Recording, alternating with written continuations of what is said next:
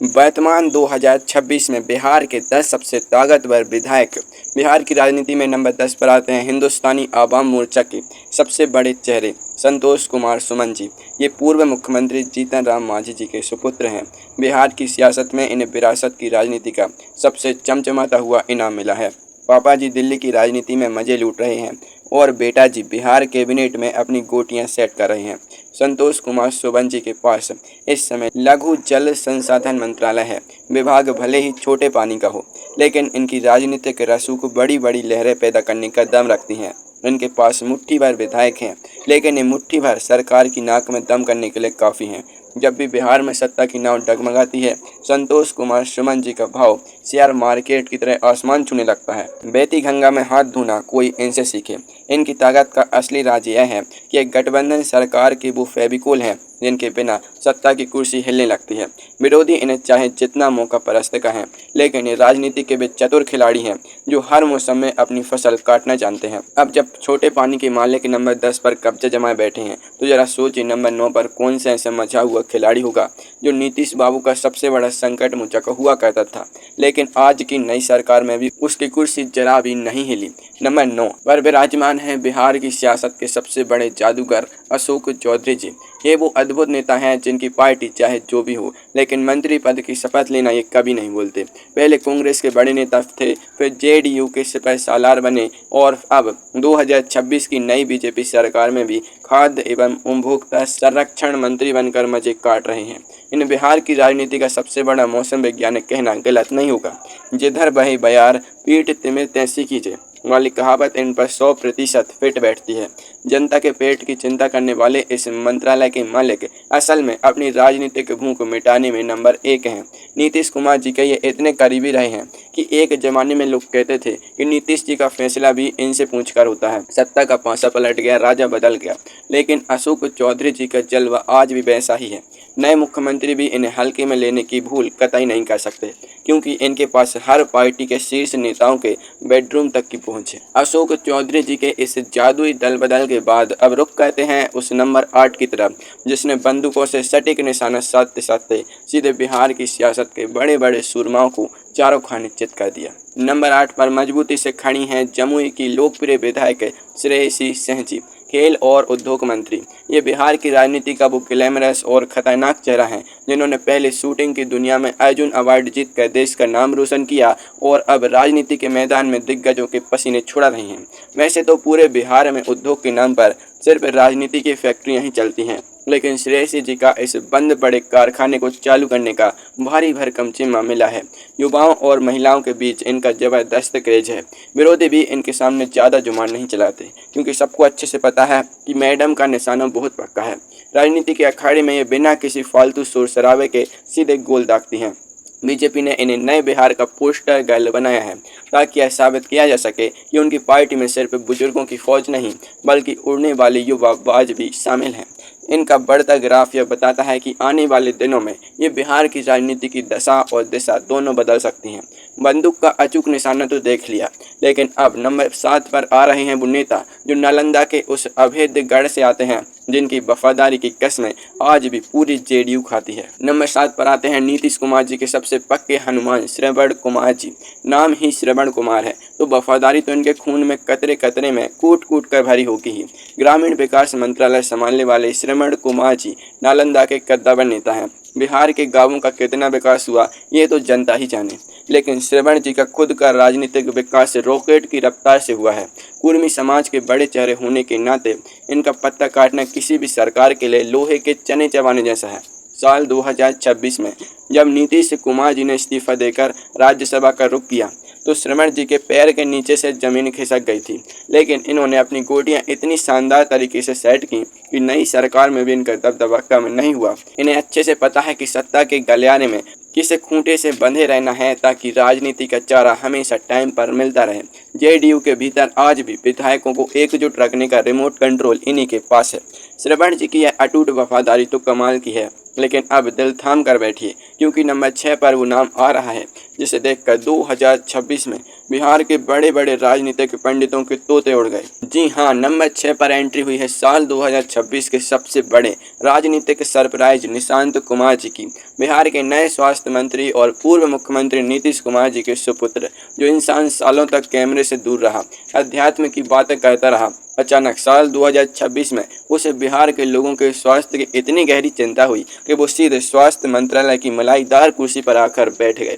इसे कहते हैं बाप ने मारे मेंढे की, बेटा तीरंदाज। नीतीश बाबू ने दिल्ली जाने से पहले अपने बेटे के लिए ऐसी सेफ पैराशूट लैंडिंग कराई कि जेडीयू के पुराने नेता सिर पर कुर्सियां साफ करते रह गए।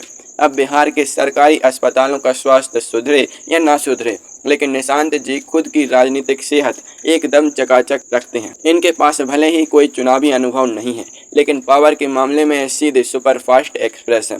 पूरे जेडीयू इस समय इनके सामने नतमस्तक है, क्योंकि सबको पता है कि असली चाबी अभी भी सुशासन बाबू के पास ही है। निशांत जी का यह नया राजशाही पावर तो देख लिया, लेकिन अब नंबर 5 पर आ रहे हैं वो कद्दावर नेता, जो अपनी कड़क आवाज और भगवा तेवर के लिए जाने जाते हैं और जो विरोधियों को सदन में पानी पिलाने के लिए मशहूर हैं। नंबर 5 पर पूरे टसन के साथ विराजमान हैं लखीसराय के विधायक विजय कुमार सिन्हा जी।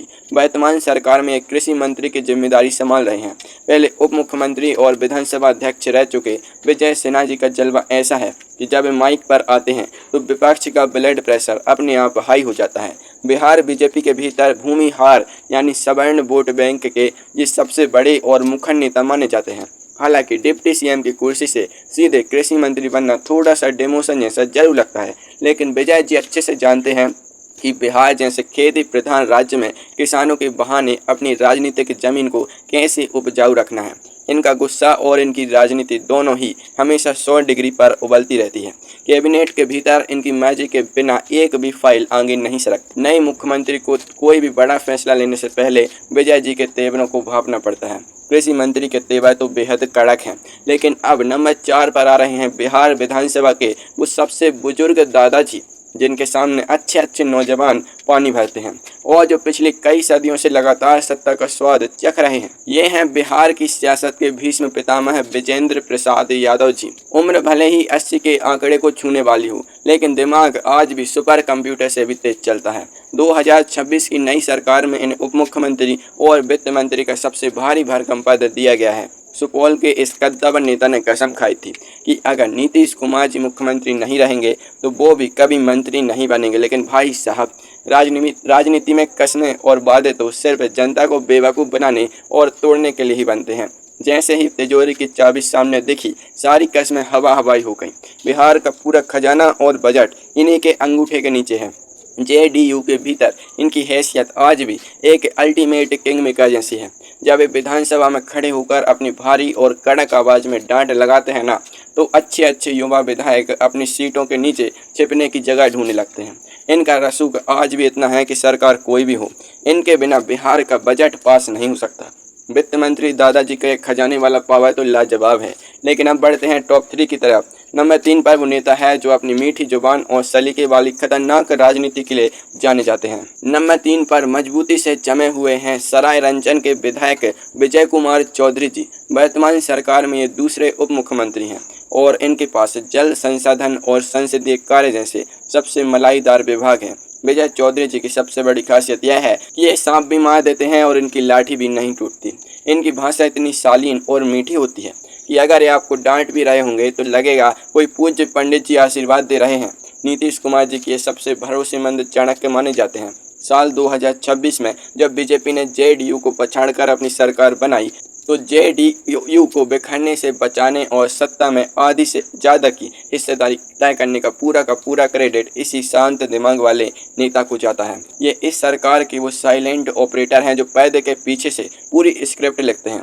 मुख्यमंत्री सम्राट चौधरी जी को भी इनके लंबे विधायी तजुर्बे के अंग कई बार अपने कदम पीछे खींचने पड़ते हैं। विजय चौधरी जी की इस मीठी चुड़ी वाली राजनीति के बाद अब बात करते हैं सीधे नंबर 2 की। इस कुर्सी पर वो खिलाड़ी बैठा है जो भले ही सरकार का हिस्सा नहीं है, लेकिन अकेले अपने दम पर पूरी सरकार की रातों की नींद उड़ा रखी है। जी हाँ, ये है राघोपुर के विधायक और बिहार के सबसे लोकप्रिय युवा नेता तेजस्वी यादव जी। भले ही नीतीश बाबू के पलटी मारने और राज्यसभा जाने के बाद तेजस्वी जी सत्ता की मलाई से दूर हो गए हैं, लेकिन इनकी राजनीति की ताकत में रत्ती भर भी कमी नहीं आई है। राष्ट्रीय जनता दल यानी आरजेडी के ये एकलौते और सर्वेसर्वा मालिक हैं। लालू प्रसाद यादव जी की पूरी राजनीतिक विरासत और कोर वोट बैंक पूरी तरह से इन्हीं के जेब में है। तेजस्वी यादव जी का मांसपेश और लोकप्रियता इतनी तगड़ी है कि अकेले चुनाव मैदान में उतरकर भी ये पूरी एनडीए सरकार के पसीने छुड़ा देते हैं। बेरोजगारी और युवाओं को नौकरी देने के मुद्दे पर इन्होंने जो नैरेटिव सेट किया है ना, उसका तोड़ आज भी सरकार के पास नहीं है। सरकार चाहे बीजेपी की हो या जेडीयू की, तेजस्वी यादव जी का खौफ सबके दिलों में बराबर रहता है। वे सदन के भीतर सरकार को दिन में तारे दिखाना बहुत अच्छे से जानते हैं और बिना पावर के भी बिहार के सबसे बड़े पावर सेंटर बने हुए हैं। तो अब वक्त आ गया है बिहार के उस सबसे बड़े राजनीतिक बाहुबली और सूरमा का नाम जानने का, जिसने साल 2026 में इतिहास की सबसे बड़ी पटकथा लिख दी, जिसने अपनी पगड़ी की कसम को पूरा किया और नीतीश योग का अंत करके खुद बिहार का राजा बन गया। और नंबर 1 की सबसे ताकतवर कुर्सी पर विराजमान है बिहार के नए और 24वें मुख्यमंत्री सम्राट चौधरी जी। तारापुर के विधायक बिहार बीजेपी का असली बॉस। इन्होंने खुलेआम कसम खाई थी कि जब तक नीतीश कुमार को मुख्यमंत्री की कुर्सी से नहीं हटाएंगे, तब तक अपने सिर से मुरौठा यानी भगवा पगड़ी नहीं उतारेंगे। अप्रैल 2026 में इनकी वो ऐतिहासिक कसम पूरी हुई और आज खुद बिहार के सबसे बड़े हाकिम बनकर शासन कर रहे हैं। सम्राट चौधरी जी के पास इस समय गृह मंत्रालय, सतर्कता, कैबिनेट सचिवालय और सामान्य प्रशासन जैसे सबसे मलाईदार और मखमली विभाग हैं। बिहार के इतिहास में पहली बार भारतीय जनता पार्टी का कोई नेता पूर्णकालिक मुख्यमंत्री बना है, इसलिए इनकी पावर का ग्राफ सीधा आसमान को चीर रहा है। दिल्ली के बड़े बड़े आलाकमान के नेताओं का हाथ सीधे इनके सर पर है। इस समय बिहार की ब्यूरोक्रेसी और पुलिस महकमा इनके एक इशारे पर थर थर कांपता है। 2026 में बिहार की सत्ता का सूरज सम्राट चौधरी जी के नाम से उगता है और उन्हीं के नाम पर ढलता है।